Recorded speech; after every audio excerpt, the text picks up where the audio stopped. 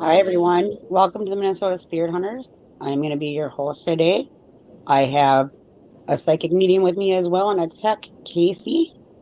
And we have our guest, Billy Walter. And you're from the Oregon Paranormal Society, right? That is correct, yes. So, can you tell me a little bit about what you guys do? So basically, we are a team out of Oregon. We kind of cover the Pacific Northwest. Basically, when somebody needs help and stuff, they reach out to us. And we basically evaluate, what they say their claims are, and if it's something that we can handle, we go and try to help them as best we can, whether it's actually paranormal or if it's something natural and explainable. So, how do you guys decide if you can help them or not? Do you use special tools when you're in there? What type of tools do you use as well? Far as if it's something that we can help them with, it's something that we sit down as a group and discuss to see if it's something that we're physically able to help them with. Like if it's something that sounds like maybe that it's not paranormal, but it's more of like a mental issue or something like that. Where we you kind of tell and stuff, based on how people talk and stuff.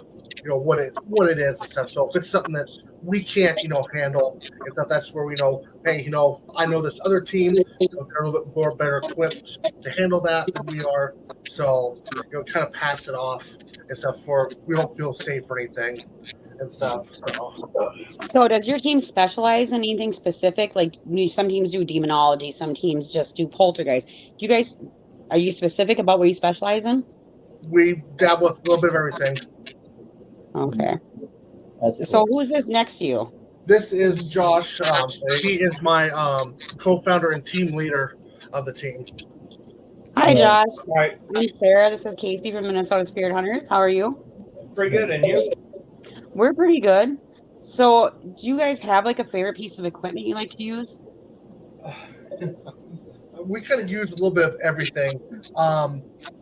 Probably one of the favorites, I would say, at least in my opinion, we like using the SLS. You have to go to see, what may or may not be there. It's you're taking an Xbox camera and trying to make it for something that it's not. So it's kind of a grain of salt, whether it's a chair or if it's actually something that possibly there. But it's cool. I enjoy it. Yeah, for me, it's usually the spirit box.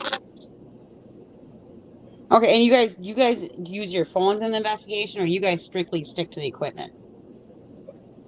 Strictly equipment. Using our phones, we feel like the interference with radiation or whatever could interfere with it, or the signal. I mean, right. Casey, do you have any questions? I don't. I'm just trying to figure out why I'm on my slow. Okay, well then I'll keep asking the questions, I guess. So, do you guys have psychics on your team? I wouldn't say sensitive, definitely, but I wouldn't say 100% psychic. I mean, definitely when it comes to, as far as sensing things, he'd be the one to pick up on it more than I would. Yeah, I kind of consider myself the blue tick hound of the group. I'll lead him out of the blue off on a unbeaten path, and he'll pick up something or hear something or catch. There's one time we were in a cemetery, and I went off and led him through a tall grass, and it actually sounded like a tin being hit. Oh, wow. Interesting. And we searched around and didn't see anything like a tin can or nothing. We've also run through the tall grass and chased a skunk too and didn't know it. What is the coolest location you guys have ever been on? I'd say the USS Turner Joy for me. Yeah, I would say that too. That was really cool. So what happened during that investigation that made it so amazing and set apart from the others? I know one of my experiences I have with the groups, I know we kind of took half our groups and kind of separated. We were down in a part of the ship where the engine room was, and we could hear all the doors are bolted open, for safety reasons. But there was a time where we were down there and everybody else was on other side of the ship, but we heard doors slamming and the whistle, like what they use for like when the waking up the crew, the wee and nothing like that on the ship at all. Yeah, Hmm. nothing automatic or any of that. Interesting. What Then is it your favorite investigation? so there at the USS Turner Joy, we were in the captain's. What was it? It was the captain's mess. Yeah, captain's mess. And I felt something around me, and I just happened to stick my arm out like this. And one of the people that we got teamed up with snapped a photo, and my entire tattoo here is blurred out. My beard was blurred out, but everything else in the photo is clear. Oh, wow. Oh, that's weird. I could actually send it to you at some point. Oh, that'd be awesome. I'm sure Marcus would like to see it again. Sorry, Marcus is absent today, so you got me and Casey. We're yeah. I'm the local psychic. Well, one of the psychics for the Minnesota Spirit Hunters. Like I said, he's a tech and a psychic as well. Casey, do you have any questions? I really don't. So, what started you guys' love in paranormal? What fueled this passion? I'd say for me, it was just horror movies at a young age. You know, you always see, all the people, in the cemeteries at night, all the stuff that just happens to happen. And that's kind of where it started with me, just having to find my own answers and see what it was really like. That's not Hollywood. For me, I actually grew up running around the first schoolhouse in the Basin Valley in Idaho. And it was actually, you could be down in the basement, and that's where my uncle lived. Well, Okay. my great uncle. And you could hear old time music playing from upstairs, people moving around. People would often see a lady in a red dress staring out the window. Oh, And that was actually my aunt that died in there. Oh, wow. You go up the stairs, and if you felt like you were going to fall backwards, you'd feel a gentle push forwards. So that kind of scared everything for me. I know for us on a recent investigation, it literally feels like something's pushing you up the stairs. And I don't know, like when you guys are doing these investigations, if you just get the general heebie-jeebies when you're dealing with something dark, have you guys come across an entity that you felt was too strong to deal with? Around here, I wouldn't say anything that we've dealt with, The only time I've felt anything would be Donald's. That was a kind of a dark, but And that was a weird one. yeah. I don't know if it was dark or what it was. I know there was definitely a lot of high EMF in the house, even with the power off. So that was a weird one. Yeah. That sounds kind of weird. How do you guys debug your stuff? If we catch something, it's just we go through and just kind of see if we can recreate it ourselves. Like if it's something like a light, like we had one time in a residential one where it looked like there was like this speck of light on the wall, and it would move around and stuff like that. So we actually had somebody go outside like a flashlight, trying to get the flashlight through the curtains, get the right angle, see if they get the light to do the same thing. We just try to recreate what we see, the noises, so that could it be something, in a house that, you hear something in the attic, it's something fall, just try to do it that way. See if we can find a more logical explanation than jump into, it's haunted. Right. So, if you guys had to pick, is there any one location you would never ever go to?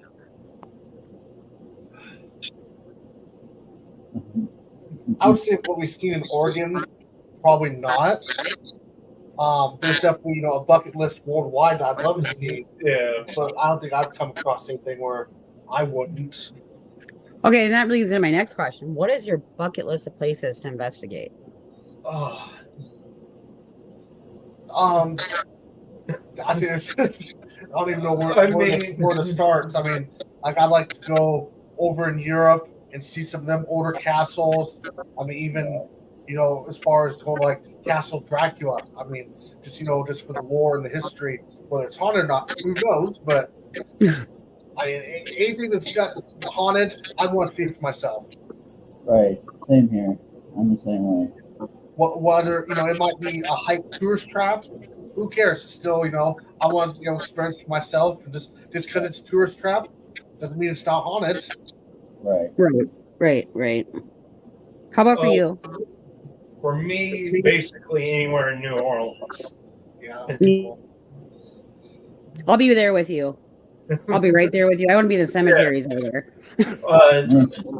I was down there for just a fun trip, and I was in Andrew Jackson Square, and it felt like I had a noose around my neck. Ooh. Oh. And that was where they did the executions, the torture. Then I was leaning up. They still have.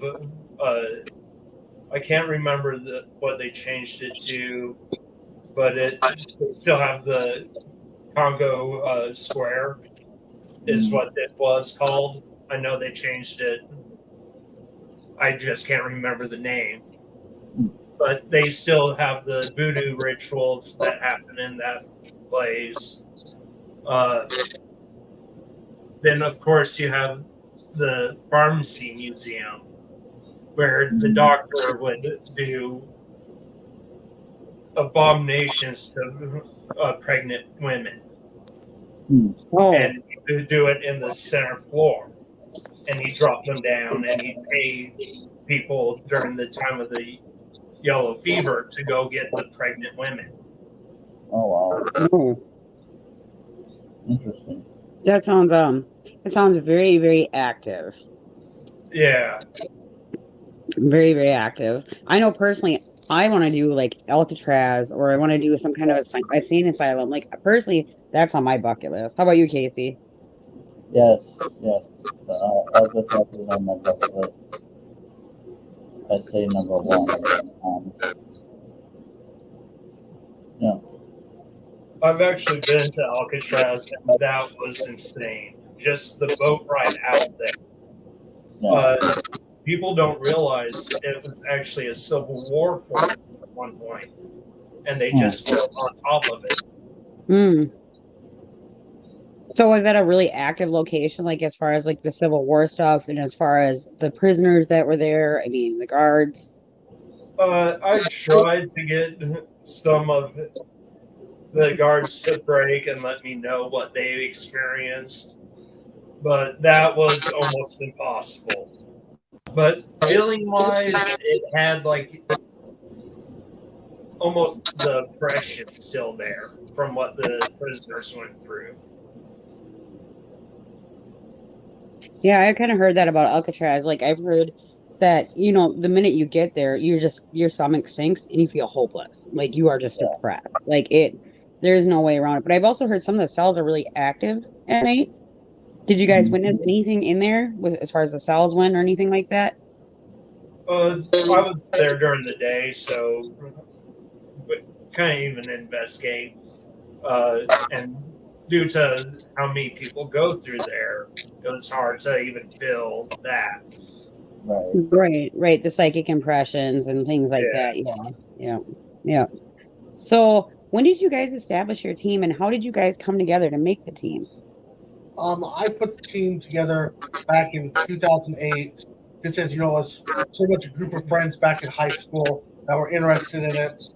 And since then, it's had people come and go, many revisions, having things redone. That's when I met Josh at a haunted house we worked at for charity.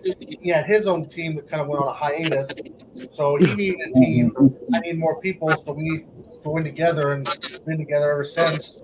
And so I'm trying to help people and see if we can find something that scares us. Yeah. Can you hear me on that, brother? What'd you say, Casey? Can Can you hear me out, Patty? Yeah, I can hear you. Okay. Can you guys hear me? You're mumbled on our end. I don't know why I'm doing that. I know you've had problems since last night since I was video chatting you. Anyway. Yeah, he It's just prefers to your fault. talk to me all day. It's So, technology.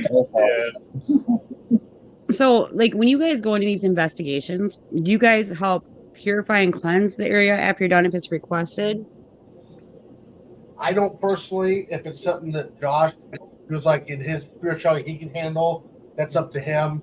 But we don't, just because of all the horror stories I've seen about teams doing it, making things worse, people getting sued.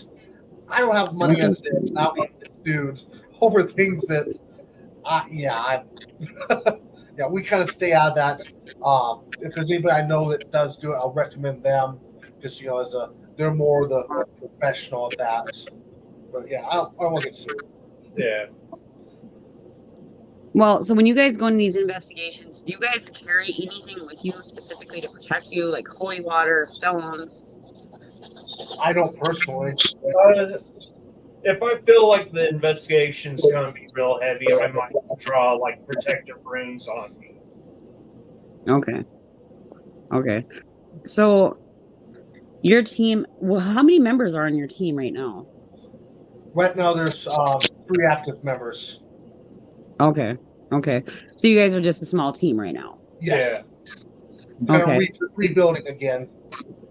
We get you. We understand. We're doing the same thing. Trust me, from the ground up. So Yeah. I get it.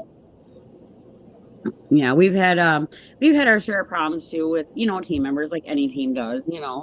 So we've had to revamp it, revise ourselves, and figure out who we're gonna be now on our own. So what kind of things do you guys do when you go into a location?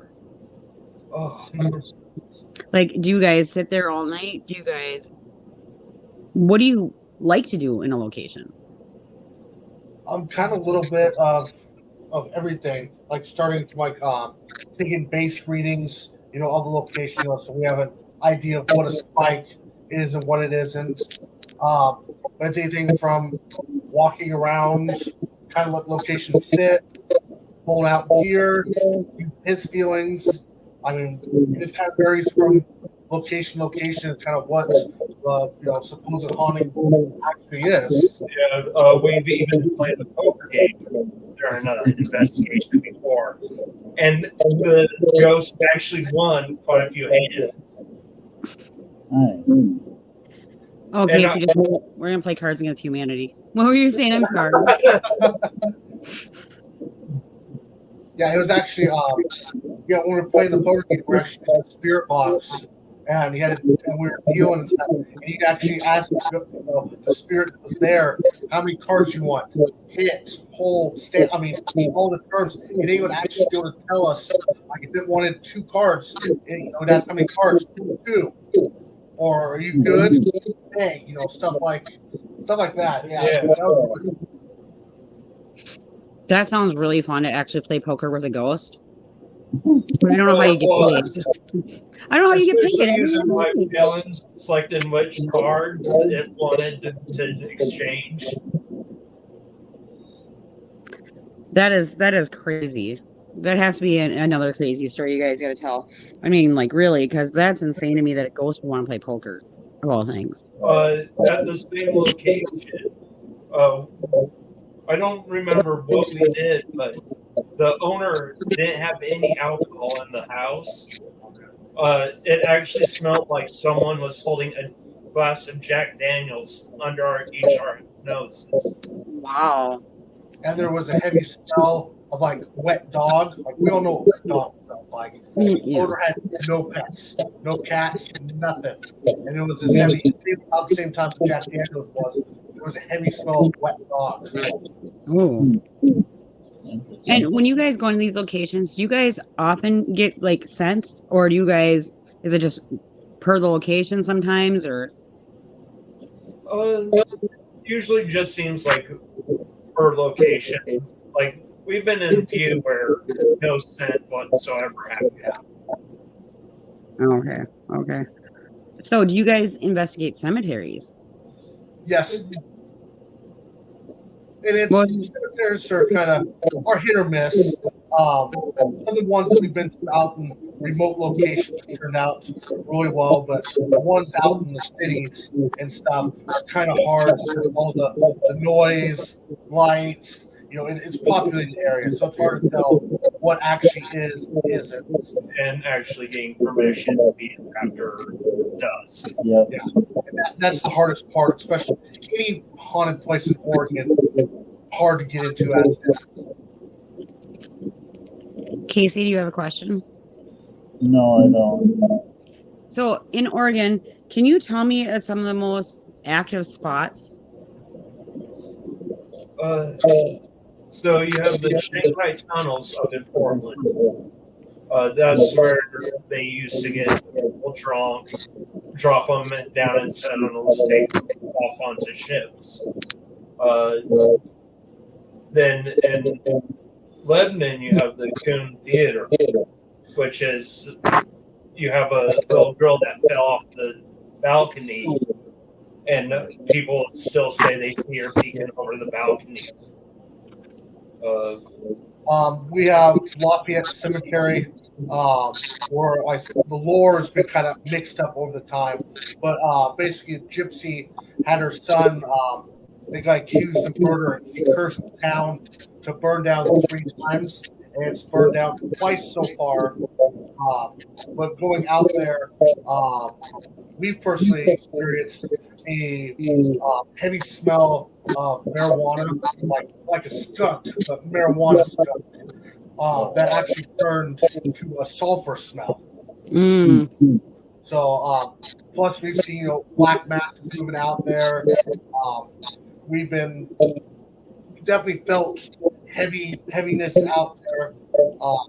Yeah, that's definitely a dark location and stuff. But it's they say it's a witch, but it's more of a gypsy and stuff. Yeah. Then you also have Fort Stevens, which was a Civil War base and a World War II base at one point. That one is out, but you almost could feel like eyes on you when you're standing in the middle of the field where the Civil War fort used to be. And besides that, we've got I haven't been able to investigate it yet, just because trying to get the money together for it. Wolf Creek Inn down south that's been on Ghost Adventures. We want to check that one out for ourselves to see what they claim and what actually happens. It's 2 different things, but it's a really old place. The oldest stagecoach stop still in existence, that went down basically with the I-5 corridor on its way down to California. And it was where Jack London stayed. Jack London. Yeah, Jack London. Yeah, author. I mean, the gypsy thing, I gotta do. You guys gotta take me over there if I ever come to Oregon. Well, I'm part gypsy, so it's kind of funny. You guys said that, so I probably have a draw there. But do you guys agree with me when each team, like every individual team, goes into one location? Doesn't matter how haunted it is. Everyone has a different experience. That's usually what we found out. Yeah. He's seen me completely change personality, mannerisms, and him being right there, nothing. And we'll go back, and nothing happens to me again. Right. So, if, let's say, the Minnesota Spirit Hunters decide to come to Oregon, what should we personally, do you think we would most enjoy seeing? As far as your team, what do you guys enjoy? Oh, we do a little bit of everything. Trust me, we got some crazy stuff coming up for season 3. So, but yeah, we do a little bit of everything. I would say Marcus has done way more investigations than I have. I'm fairly new to the team, and so is Casey. I think the craziest location we did was in Iowa. That had to be the craziest location. I think that's the Axe Murder House in Iowa. No. We were at the Victorian venue. I don't know if I've heard of that one. So it's a wedding venue. It's owned by it's owned by a family. She wants to turn it, it's a dress bridal shop, but it's also got it's got like a big venue to go have a wedding, a big reception hall. It's got hotel rooms. I'd say I have to say the craziest thing. I was talking to the ghost spirits to Sparky in the EVP box, and I was responding to them, but I told the kids I'd come play with them later. So I go upstairs, go to turn into bed, get my hands in my suitcase, and all of a sudden the light flicks on.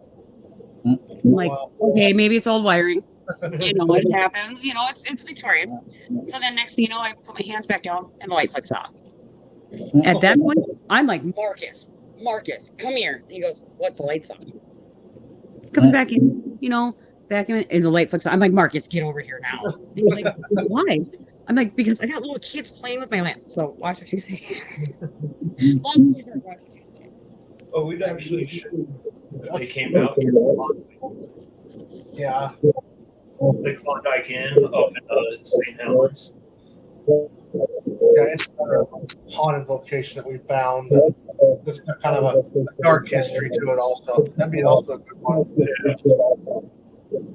I'd say something probably totally different for you guys. Get the chance to take a trip to Seattle, to the Turner Joy, an actual retired but active battleship. That's really cool. Yeah. I don't think Minnesota Spirit Hunters have ever done those. Yeah. That'd be cool. Casey, were you going to say something? No, I was just saying. Oh, that might be fun. I guess we've never done a battleship as far as I know, or Marcus hasn't either. I think that'd probably be a really cool idea. Yeah, so you can actually rent it out for the entire night. If they do public tours of it, you can actually reserve it for private use and have the whole ship to yourself without the public there. Yeah, the team that works or does the overnight stays, which is what we did, will be there, but that's kind of a safety security thing. Yeah, they just hang out kind of in the alley, but let everybody else move everywhere else. Unless there's a problem and stuff, unless they want to join, we don't care if they did. But yeah, they just kind of hang out for insurance. Yeah, the ship's insurance for the whole night.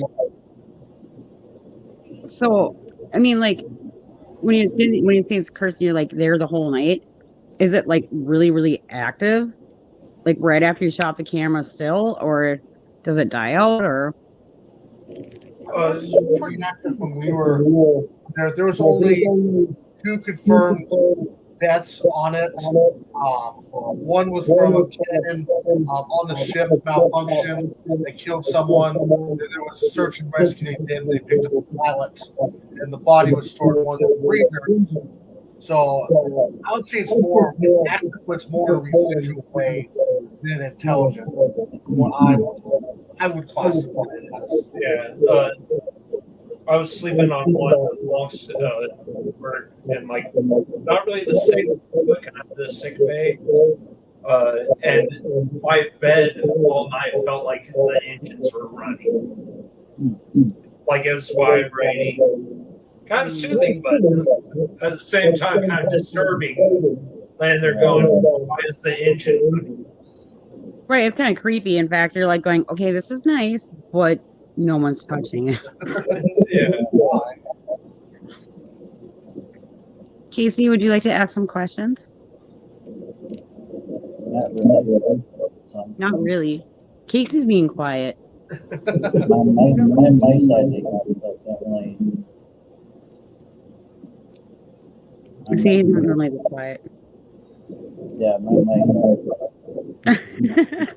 Anyway, so, is there certain things you would recommend to other teams before they go into a location to do or not to do? If they go into residential, definitely ask as many questions as they can to the homeowner, whatever it is, kind of vet out the situation, see if it's something where you're just looking for a team for fame seeking, or if it's actually a legit thing, legit thing. It's not, like I said, they're looking for attention type of thing. You got something to say, Josh? You okay? Yeah, just because there's so much. Because, like, for me, respect to the dead. Like, if there's no reason to provoke, don't provoke. Respect them, they'll respect you. Yeah, that's pretty much how we are too. We don't provoke things, especially when, well, I'm just enough to walk in and provoke it just by walking in. I get some of the weird birds. I get some of the kids. Like, I just walk into a room and all of a sudden it's like, oh boy, here we go again. So yeah, I agree. There's no need to provoke anything, especially when it's, you're being allowed to be there. Yeah. Yeah, and especially when somebody else's house, you provoke it, you're not one has to live there and deal with it. You leave. Right. I mean, I know recently, like, I've seen videos on TikTok of people hitting dolls or people messing with objects. What are your feelings on that? I'm not really sure what it comes to. I mean, definitely, objects and stuff, leave them where they're at. Don't really mess with them. Stuff. I'd get equipment out, try to talk to it, see if there's anything attached to it. But I don't, unless the owner specifically asks, hey, this thing's going to give me problems, take it out of here, then that'd be the reason to. I just don't mess with it. Where it's at, that's where it wants to be. Yeah, I feel the same way. Because, I mean, honestly, if the spirit's there, it wants to be there. And like he said, unless the owner's gone, hey, it's going to be too much trouble, might as well get rid of it. And there's, of course, some people get rid of it.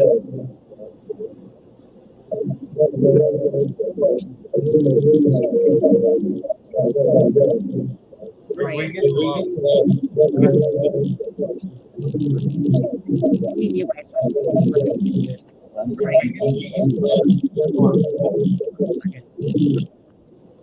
Okay, let me mute myself here. All right. No, I'm back. Sorry. Sorry, I had to take a break for a second. So when you guys are going on these locations, do you ever have one goal? Like, we're gonna investigate this and we are gonna find somebody to help the owner go to bed at night? Or do you ever just walk in completely open-minded and say, we're just gonna roll with it? If we're doing stuff for a residential owner, like a client that says, they want answers, then we do have that whole finding answers. Like if it's cemeteries, stuff like that, we kind of just walk in, whatever happens, happens. Yeah. Okay. So you guys are you trying to tell me that you're pretty open-minded when you walk into these investigations? Like, you're trying to keep yourself very open-minded, so whatever you find, it's not like, oh, we already know what's here. Sometimes he usually doesn't like to know anything about the location or the need. So sometimes I'll do research and stuff. So I kind of know what he does, have a feeling or something like that. He rattles off a name. It just happens, I come across stuff like that. I could, I know he doesn't, usually look that stuff up. So it kind of validates what he feels. But yeah, as far as I try to keep an open mind. You tell me a wild story and stuff, but everybody, ghosts and stuff, they're not on anyone's bed. Because it does it at one time for another person. We've sat for hours. Nothing happening. There's times where things are happening left and right. We're busy all night. So I try to keep open minds. Yeah, I try to keep an open mind, especially if we're going in to help someone. But if it's one of those, we're investigating, let's say, a cemetery, I really hope no one's there or no spirits there. But at the same time, I'm like, okay, let's see if there is. Right. Casey, how about you ask a question now? Since you've been quiet. Well, I'm not trying to recover, but I'm not what I'm talking about. Your turn. Honestly. But have you guys Have they what, Casey? been up this way? Like, Oh, have you guys been to Minnesota before? or Wisconsin? Well, sorry, he's still really muffled. Yeah, he asked if you guys have been up this way. Like, have you been up towards Minnesota? No, not even close. Idaho's probably the closest we've been in that direction. I've been out that way, but that was on tour with a metal band. Okay. If you did come to Minnesota, what type of location would you like to look at and research? I'm afraid that sounds cool. It'd be interesting. Any prison or asylum. You're like me. We'll just go in there. Whatever. Yeah. Yeah. You know, I think for me, my dream investigation with an asylum would actually be in a kids unit. I know it sounds really weird, but I have fun. We were at a private investigation, and we had spirit balls up, and I actually had kids playing with me with the spirit balls. Oh, wow. Yeah, and it's kind of cool to see, especially when they're going back and forth playing with the lights with each other, and you're just kind of in the middle of it. It's kind of fun. But if you ever met me first, you would understand. I'm like 5'3", so I'm kidding. So I'm probably one of the world's shortest psychics. Where was the we were at? Oh, we went to over in Idaho for Gooding, old tuberculosis hospital. It's now a hotel, bed and breakfast, that type of thing. And so we did that for nights, and there was a kids wing in that, and they were using this motion sensing music box in the kids wing, and they were asking questions and stuff. Anthony was going off like crazy. Then we were upstairs, and I was sitting and kind of cross-legged, and you could see me on the S4E18 sprayed out, and there's a stick figure almost moving around in my lap. And I would go, hey, it feels like there's pressure on the back of my head. And at that time, it bounced around and was on the back side of me. Oh, wow, that's cool. Can you guys hear me better? A little bit. Yeah, I don't know why my mic's acting up. I never did before. That's weird. I love that technology. Right? Where did she go? Yeah, I actually live in Wisconsin. That's why I asked. I'm actually part of their team, so. And I You have got anything cool up in Wisconsin? We have an asylum up here that's very active. I think that's really the only hospitals that I know of that are active. So, oh, there she is. Yeah, it kind of sounds like Oregon. We don't got much, and the stuff that we do is impossible to get into. Everyone's kind of stingy about the history, especially when it comes to mental health history. Oregon wants nothing to do with it. They bury it under the rug and don't want anybody to talk about it. Yeah, but we did have one of the worst mental health. I don't even want to call it hospitals. It was basically a torture house for these people. It's like the stuff back Midwest East Coast. They get so many patients and they get overbooked, too many patients, very few staff. They do the experiments on the patients. I think that one we had before they actually built a housing development on the top of it. Had, I think it was like 2,000 or 3,000 confirmed deaths, with many more that's unconfirmed. Wow. Yeah. So Oregon definitely doesn't add to the mental health very well when it comes to that. I think that's all. So,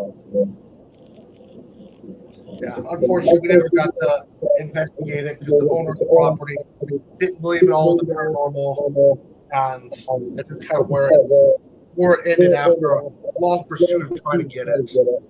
right.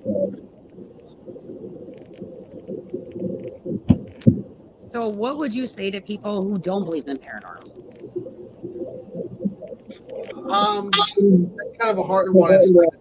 It's kind of, their choice, but be open to it. I mean, just because, it's not something that you see doesn't mean it's not there. So it's kind of one of those weird ones. They don't. I mean, we've had people not believe and come on investigations and have something happen and turn them into believers. So, Yeah.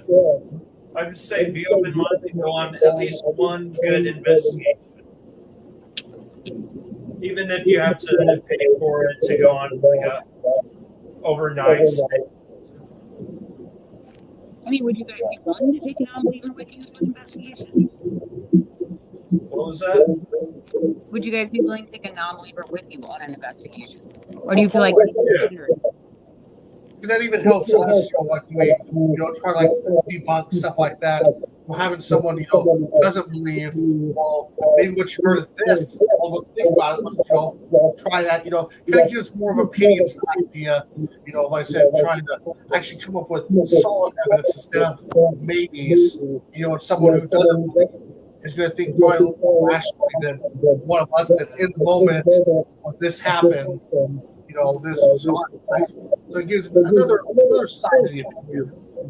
Oh yeah, I have no problem with that. Yeah, I completely agree with what Billy said. Right. So, I mean, is there anything you'd like to say to anybody watching specifically about your team? Anything we didn't touch on? Not really. I said just the small team from Oregon trying to make their way in the big world and trying to stay different than every other team that seems to crop up out of the woodwork, disappear, everything like that. Because they seem to be dime a dozen what TV does with everything, and the popularity right now is outrageous. So you guys basically telling me you're hiring? So More volunteer than hiring to no paycheck. Oh, true. I wish we get paid for this. Yeah. So that's where I do indie TV shows. They get paid thousands, millions of dollars to go to these places and do it for a living when we work normal jobs. Yeah. Well, you still have to work, darn it. Right. Why can't we get payments yet? Right. So is there anything in particular that you guys would want to say to anybody that wants to be your client? I think it's what content. Just be honest. Don't try to put on a show for us. Anything like that. Just have something going on. Be honest with what's going on. I said we're here to help, and I said we're not looking for exaggerations. I said we're start with we're here to believe you. Before we go in and try to debunk what happened. So just don't make it outrageous. If it is outrageous, then cool. Cool for us. But it's just honest. We're and stuff, you have someone making outrageous claims to go in. I wouldn't say it's a waste of time. It's still team building and training regardless, but it's still, 4, 6, 8 hours, set up technology, tear it down, do everything, to find nothing, which that can happen anytime, but it's just, everyone's time is valuable. And then do you guys do your own podcast as well? Have off and on. We'd like to start kind of back into it again, stuff like that. But we kind of have off and on. Okay, and you guys are on Facebook too, right? Yes. Yeah. Okay, and what is your website? Website is just the Oregon Paranormal Society.com. Okay, and that's how people can find you? Either that or on Facebook. Same thing, Oregon Paranormal Society. Okay. Is there anything in particular you guys would like to leave us with as far as parting wisdoms or words? Anything? Keep an eye on our upcoming investigation. This one is so far insane from what I've felt. Yeah, we're without releasing too many details. There's still details to be ironed out. We're going to be the first to investigate a location that goes back to the mid-1800s here in Oregon.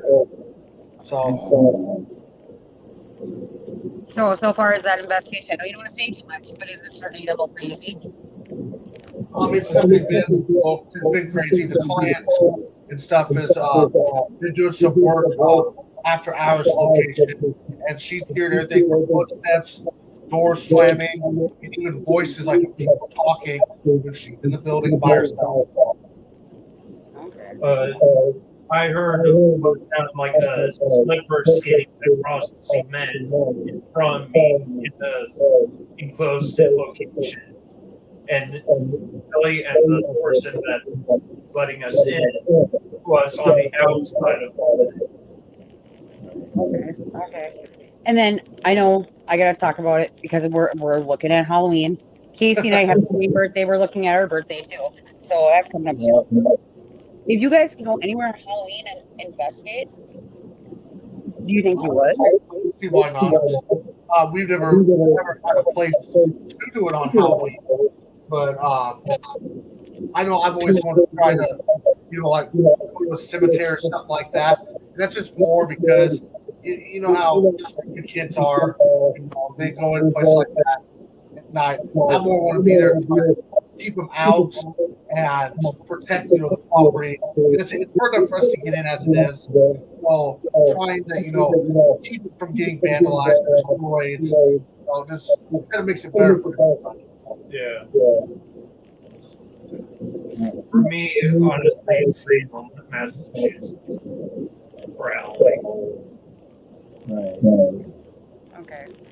Yeah, I know. I've actually been part of a past investigation where we were in a haunted hotel for Halloween. That was quite fun. Another question for you guys is: do you guys do a lot of Civil War and like Army and Navy and Marine type stuff? Do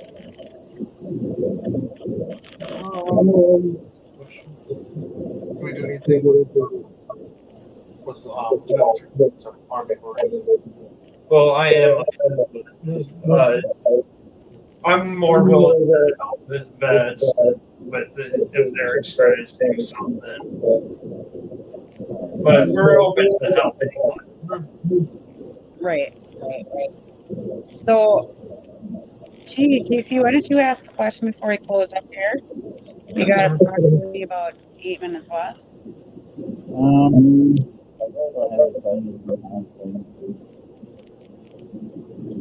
You're not going to ask anything, Casey?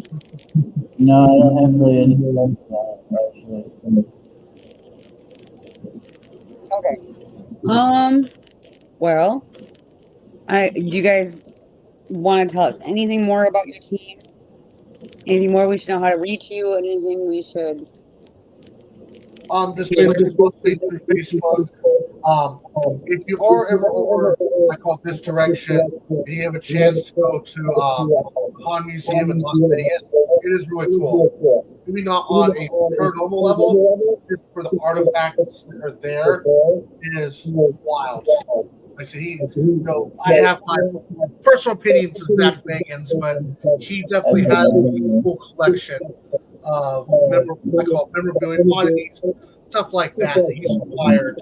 It's cool to see. It really is. Yeah, I've been to that So, would you guys haunt or buy, like, collect and buy haunted stuff yourself?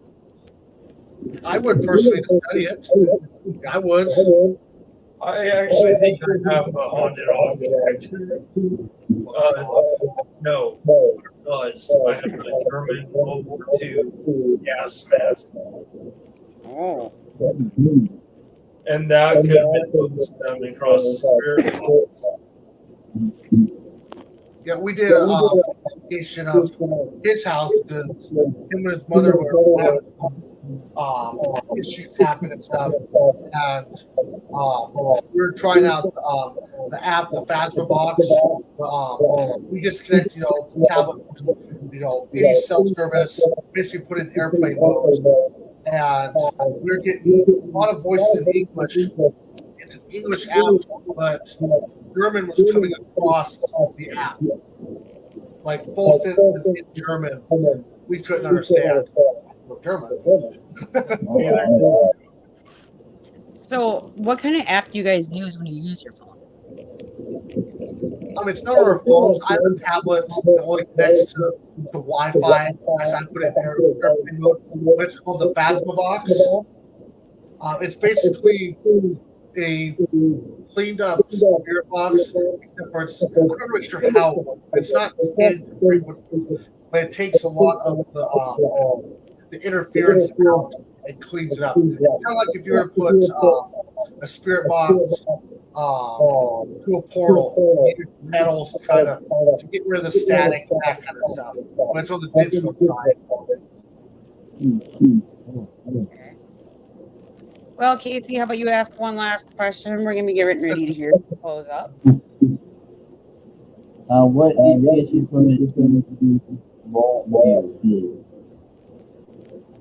What EV what?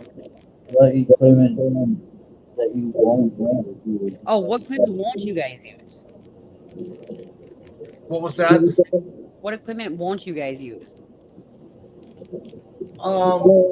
I personally won't use dowsing rods because those are made to detect water, and Oregon tends to be pretty wet, so you don't know if it's water in the air, water in the ground, or whatever. But the fact that you see so many people use them, they don't have a steady enough hand, and just the slightest twitch will get them to do what you want.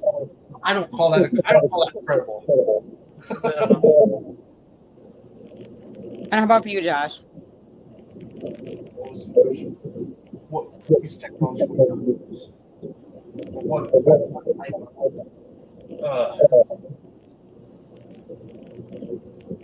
I'd have to say pendulums. A what? The pendulums, the ones that are almost like a dowsing rod. They're, for me, they work, but at the same time, Like that? well, when you see them hanging them Oh, yeah, I got on the chain and walking around, Yeah. same thing as the dowsing rod. Each little movement will eventually work its way down. Yeah. Well, and I think with pendulums too, you gotta be careful because if you're the slightest bit shaky, like if you had too much coffee that day, you're gonna be like, it's gonna go. Yeah, that's usually my problem. Trust me, it's my problem too. I drink a lot of Monster, especially on location.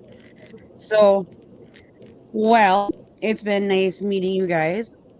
If you want to tell us again how to reach you one more time for the audience. They can either go to Facebook for just the Oregon Paranormal Society or the OregonParanormalSociety.com. We have a website. Has all of our past investigations that are stored on YouTube on the page. Also, a few of our podcasts that we've done, and also has the links to Facebook and everything to contact us. And if you're interested in the book game, that is on the YouTube or the site. And when you guys thinking about starting back up your videos, going lives and we try to go live if we remember things aren't crazy stuff when we're at locations. We try to engage as much as we can, our viewers and stuff like that.